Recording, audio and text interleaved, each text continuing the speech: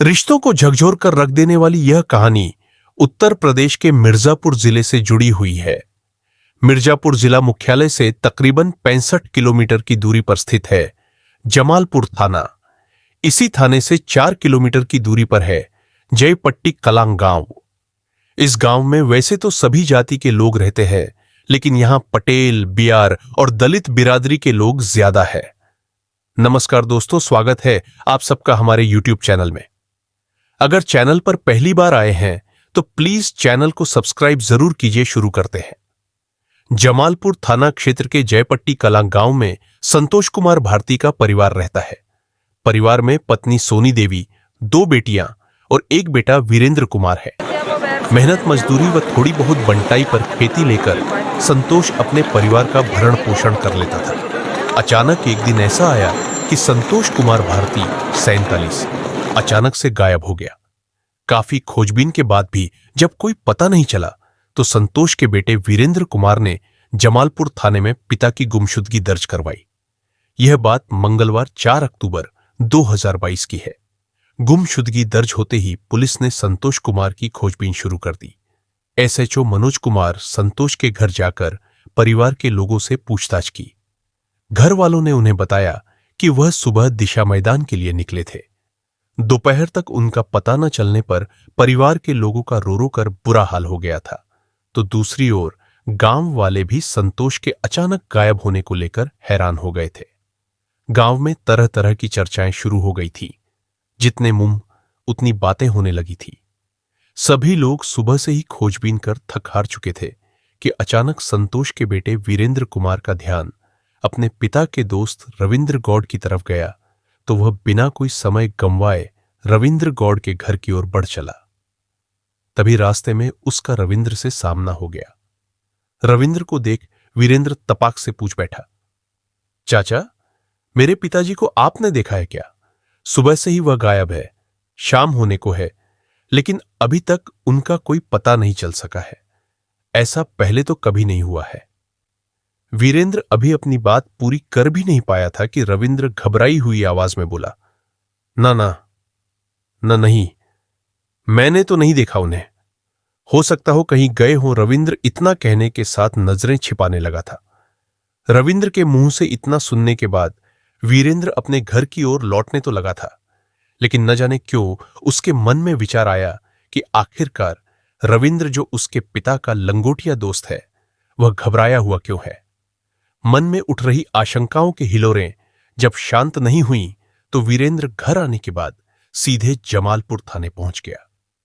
थाने पहुंचकर उसने अपने पिता की गुमशुदगी और पिता के दोस्त रविंद्र के बदले हुए व्यवहार के बारे में जानकारी देते हुए मन में उठ रही आशंकाओं के बारे में एसएचओ मनोज कुमार को अवगत कराया। उसने उनसे गुजारिश की कि एक बार वह अपने स्तर से रविंद्र से पूछताछ करे तो शायद उसके पिता के बारे में कुछ जानकारी मिल जाए। वीरेंद्र की बात सुनने के बाद एसएचओ को भी कुछ लगा कि एक बार रविंद्र से पूछताछ कर लेने में क्या हर्ज है। इसके बाद बिना देर किए वह अपने हमराही जवानों के साथ रविंद्र गौड़ के घर पहुंच गए। वह घर पर ही मिल गया। रविंद्र से पूछताछ के दौरान उन्हें ऐसा कुछ लगा जैसे कि रविंद्र उनसे जरूर कुछ छिपा रहा है, क्योंकि पूछताछ के दौरान न केवल उसकी आवाज लड़खड़ा रही थी बल्कि वह नजरें भी चुरा रहा था। इंस्पेक्टर मनोज कुमार रविंद्र गौड़ से सख्ती से कुछ पूछताछ करते कि इसके पहले ही मौके पर काफी संख्या में गांव वालों की जुटी भीड़ और पुलिस जवानों की नजर रविंद्र के पुराने शौचालय के अंडरग्राउंड टैंक के पास गई। वहां भारी मात्रा में गिट्टी आदि बिखरी हुई थी।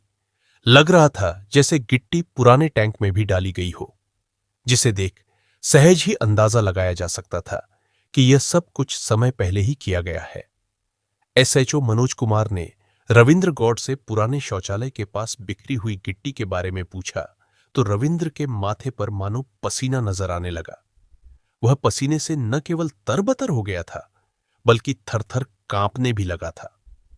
उसके मुंह से शब्द ही नहीं निकल पा रहे थे। एसएचओ रविंद्र गौड़ को अपने साथ थाने ले आए। थाने में आते ही एसएचओ ने रविंद्र से दोबारा पूछताछ शुरू की। पहले तो रविंद्र उन्हें टालमटोल करते हुए गुमराह करने का प्रयास करने लगा, लेकिन जैसे ही उन्होंने अपना पुलिसिया अंदाज दिखाया तो वह टूट गया और रट्टू तोते की भांति सारी सच्चाई उगल दी। रविंद्र गौड़ ने जो बताया उसे सुनकर सभी हैरान हो उठे। आनन फानन में एसएचओ मनोज कुमार रविंद्र को लेकर उसके घर के पीछे पुराने शौचालय की टंकी के पास पहुंचे। फिर उसकी निशानदेही पर उन्होंने शौचालय की टंकी से संतोष कुमार की लाश बरामद कर ली।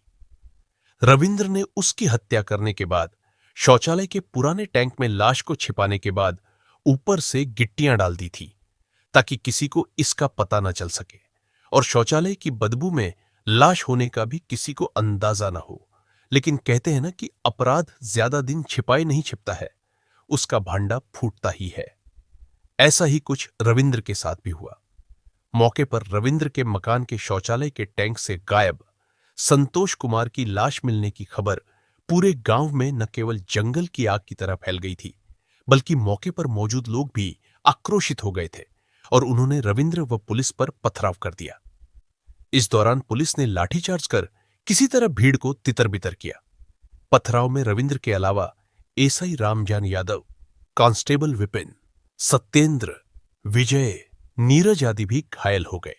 ग्रामीणों के उग्र तेवर देख पुलिस को न केवल मौके पर भारी संख्या में आसपास के थानों की पुलिस फोर्स और पीएसी बुलानी पड़ी, बल्कि कड़ी मशक्कत के बाद किसी प्रकार आरोपी रविंद्र को पुलिस कस्टडी में लेकर उसे घायल पुलिस वालों को अस्पताल भिजवाया, जहां से उसे प्राथमिक उपचार के बाद ट्रामा सेंटर वाराणसी रेफर कर दिया गया था, जबकि पुलिस कर्मियों को प्राथमिक उपचार के बाद घर भेज दिया गया।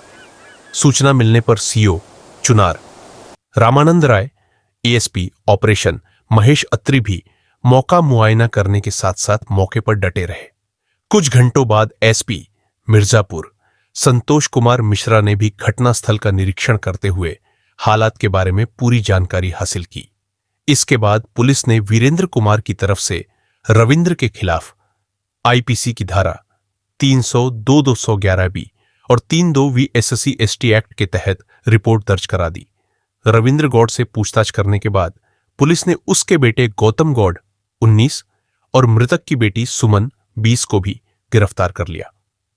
एसपी संतोष कुमार मिश्रा ने 6 अक्टूबर 2022 को पुलिस लाइन सभागार में मीडिया से बातचीत के दौरान मामले का खुलासा करते हुए बताया कि संतोष कुमार भारती की हत्या में उसकी सगी बेटी सुमन, उसके प्रेमी रविंद्र प्रसाद गौड़ और रविंद्र के बेटे गौतम गौड़ का हाथ है। यानी 40 वर्षीय रविंद्र प्रसाद गौड़ मृतक की बेटी सुमन से प्यार करता था। प्रेस वार्ता में तीनों आरोपियों ने संतोष कुमार की हत्या करने की बात स्वीकार करते हुए उसकी हत्या से जुड़ी जो कहानी बताई वह हर किसी को सोचने पर मजबूर कर रही थी। रिश्तों की बुनियाद को झकझोर कर रख देने वाली वह खौफनाक कहानी कुछ इस प्रकार है। उत्तर प्रदेश के मिर्जापुर जिले के जयपट्टी कलां गांव निवासी संतोष कुमार भारती 47 का अपना एक भरा पूरा परिवार था। परिवार में बीवी, एक बेटे सहित 2 बेटियां थीं। बात आज से कोई 30 साल पहले की है। जयपट्टी कलां गांव में रविंद्र प्रसाद गौड़ अलीनगर जनपद चंदौली से आकर बस गया था। उसने यहां गांव में एक आटा चक्की लगा ली। इसके साथ ही उसने झाड़ फूंक का भी काम शुरू कर दिया। गांव में कारोबार और आमदनी बढ़ने के साथ रविंद्र गौड़ ने पैसे का लेन देन भी शुरू कर दिया था। वक्त जरूरत पड़ने पर वह लोगों की मदद कर दिया करता था, बदले में वह सूद वसूला करता था। इससे उसकी पहचान गांव में और भी मजबूत हो गई थी। आटा चक्की पर आते जाते समय रविंद्र की मुलाकात संतोष कुमार से हो गई थी। इसके बाद उन दोनों की दोस्ती भी गहरी हो गई थी, क्योंकि दोनों शराब पीने के लती थे, सो दोनों की खूब पटने लगी थी। रविंद्र संतोष के घर भी आने जाने लगा था। खाने पीने से लेकर वक्त जरूरत पड़ने पर वह संतोष की गाहेब गाहे मदद भी कर दिया करता था। संतोष के घर बराबर आने जाने के दौरान रविंद्र न केवल उसके पूरे परिवार से घुल मिल गया था, बल्कि संतोष के परिवार पर रविंद्र की बुरी नजर भी टिक गई थी। खासकर के वह संतोष की पत्नी सोनी के प्रति बुरा भाव रखने लगा था। लेकिन इसमें जब वह सफल नहीं हो पाया तो उसने अपनी आंखें संतोष की सयानी होती बेटी सुमन पर गड़ा दी थी। 20 वर्षीय सुमन उम्र के ऐसे पड़ाव पर पहुंच चुकी थी जिसके गदराए हुए बदन को देखकर रविंद्र अपना आपा खो बैठता था। लेकिन उसे ऐसा कोई अवसर नहीं मिल पा रहा था जब वह अपने मन की बात सुमन से कह सके। अपनी उम्र से आधी उम्र की बेटी समान सुमन को पाने की ख्वाहिशों में वह इस कदर पागल और दीवाना हो गया था कि अक्सर संतोष के घर किसी न किसी बहाने पहुंच जाया करता था। कभी पानी के बहाने तो कभी अन्य बहानों के जरिए वह सुमन को छू लिया करता था। पहले तो सुमन उसे नजरअंदाज करती रही क्योंकि वह उसे चाचा कहती थी। सुमन उम्र के उस पड़ाव पर पहुंच चुकी थी जो हर इशारों और स्पर्श को समझ सकती थी। एक दिन की बात है, घर में आटा न होने पर सुमन रविंद्र की आटा चक्की पर आटा लेने के लिए पहुंच गई थी, जहां संयोग से रविंद्र ही अकेला था। आटा लेने के दौरान जैसे ही सुमन नीचे की ओर झुकी थी कि उसका गदराया हुआ बदन और उसके उभारों को देखकर रविंद्र के तन बदन में मानो आग सी लग गई। आटा देने के बहाने उसने सुमन के हाथों को अपने हाथों में थाम लिया, लेकिन सुमन झट से उसका हाथ झटक कर हंसते हुए अपने घर को लौट गई थी। रविंद्र की हर हरकत सुमन के दिमाग में घूमती रही और वह मंद मंद मुस्कुराती रही। उसे लगने लगा था कि रविंद्र उसकी ओर आकर्षित है। इशारों ही इशारों और हाथों के स्पर्श से शुरू हुआ प्रेम प्रसंग का यह खेल अब छिप छिप कर मिलने तक पहुंच चुका था। दोनों की मोबाइल पर काफी देर तक बातें भी होने लगी थी। कहते हैं, इश्क और मुश्क छिपाए नहीं छिपता है। कुछ ऐसा ही रविंद्र और सुमन के साथ भी हुआ। रविंद्र जहां अक्सर संतोष के घर आ धमकता था, तो सुमन भी आटा इत्यादि के बहाने रविंद्र की चक्की पर पहुंच जाया करती थी। भले ही सुमन रविंद्र से आधे उम्र की थी, लेकिन उन दोनों की हरकतों के चर्चे अब पूरे गांव में होने लगे थे। आखिरकार होते भी क्यों ना, रविंद्र शराबी होने के साथ साथ मनचला भी था। गांव की महिलाओं को वह बुरी नजरों से देखता था, जिससे औरतें उसे अय्याश कहा करती थी। गांव में रविंद्र और सुमन को लेकर होने वाले चर्चे की कानो कान खबर जब संतोष और उसके परिवार के लोगों को हुई, तो वे भी सकते में पड़ गए। एक रात संतोष की पत्नी सोनी ने पति से कहा, अजी सुन रहे हैं, अब हमारी बेटी सुमन सयानी हो गई है। रविंद्र का हमारे घर आना जाना हमें भी बुरा लगता है। गांव के लोग तो उलटी सीधी बातें कर ही रहे हैं। क्यों ना कोई अच्छा सा घरवर देखकर बिटिया की शादी कर हम गंगा नहा लें।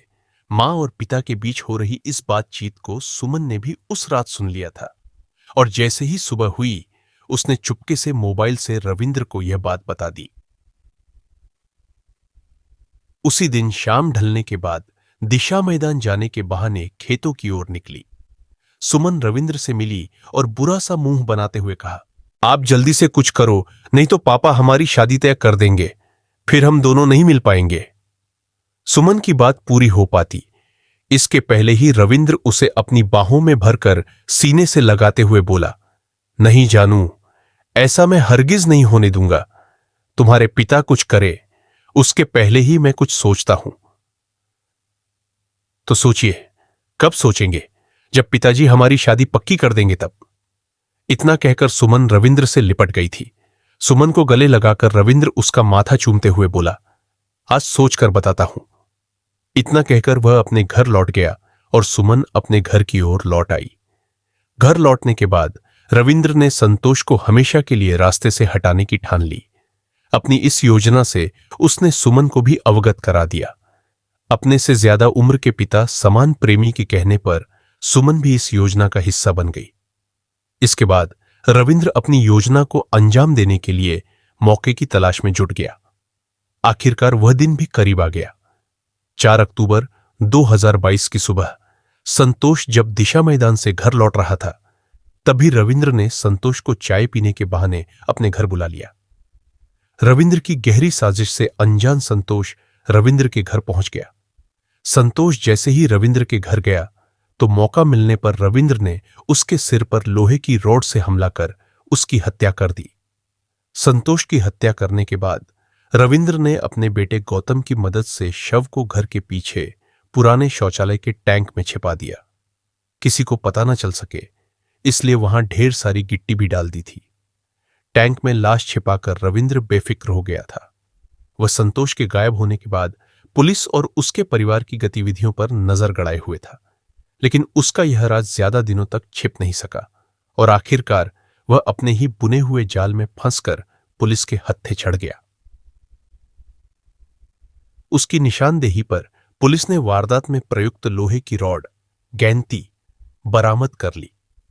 बहरहाल घटना का खुलासा होने के बाद पुलिस ने मृतक की बेटी सुमन, उसके प्रेमी रविंद्र गौड़ और उसके बेटे गौतम गौड़ को संतोष कुमार भारती की हत्या के जुर्म में गिरफ्तार कर आवश्यक कार्रवाई के बाद सक्षम न्यायालय में पेश किया, जहां से तीनों को जेल भेज दिया गया। दूसरी ओर एसपी संतोष कुमार मिश्रा ने संतोष कुमार भारती की हत्या का खुलासा करने वाली पुलिस टीम में शामिल सीओ चुनार रामानंद राय, एसएचओ जमालपुर मनोज कुमार की टीम को 10,000 रुपए का पुरस्कार देकर पीठ थपथपाई।